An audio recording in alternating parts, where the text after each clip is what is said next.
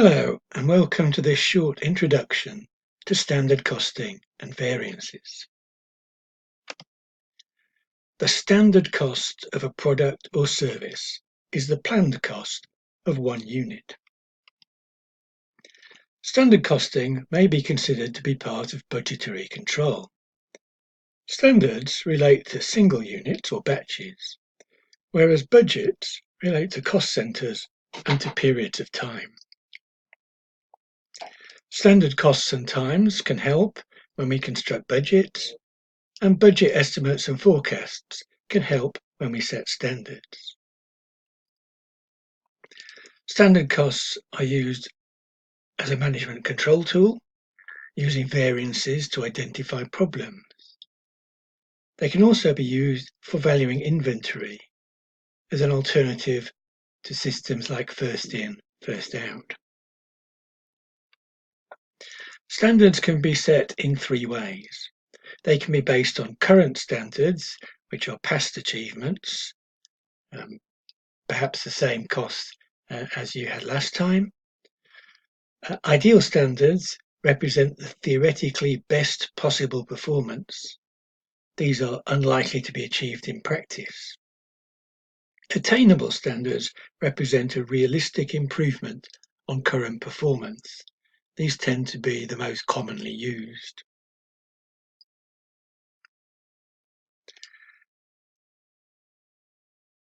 Current standards tend to fail to provide motivation to improve. In effect, you're saying just do the same as you did last time. Ideal standards also fail to provide motivation because employees see them as unachievable.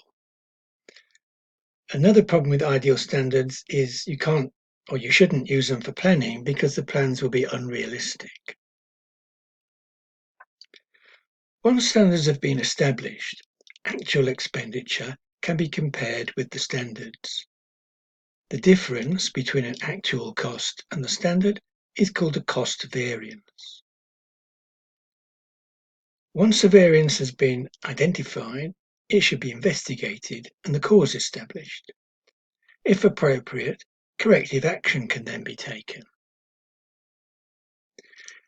We'll now illustrate this with a simple example of baking loaves of bread. A baker planned to make 60 loaves of bread. Each should be made from a kilogram of flour. Each kilogram of flour should cost £1. In actually making the loaves, some flour was wasted, so 65 kilograms was actually used. The extra 5 kilograms at £1 a kilogram means the cost of the extra material was £5. This is called the material usage variance, because we used more material than we should have done. The baker then noticed that the mill had increased its prices and invoiced him at £1.20 per kilogram. This is a price increase of 20 pence per kilogram. He bought 65 kilograms of flour, so this cost an extra £13. This is called the material price variance. Summarizing this using the same data from above, 60 kilograms of flour at £1 per kilogram should have cost £60, and this is the standard material cost for the job. The cost of the flour was actually 65 kilograms at £1.20, that's £78. This is an increase in cost of £18, and we call this the total material cost variance.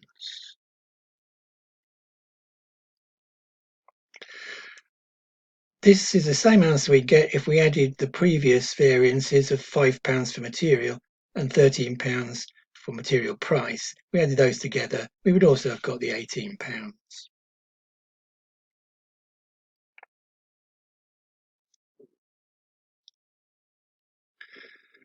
Those were the costs or variances to cost of materials.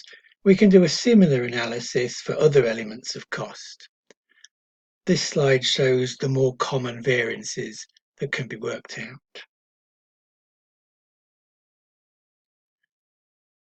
Point about terminology here. If a variance increases profit, we call it a favourable variance. If it reduces profit, we call it an adverse variance. If you'd like more information on this topic, please follow the links on the next slide. Thank you for your attention.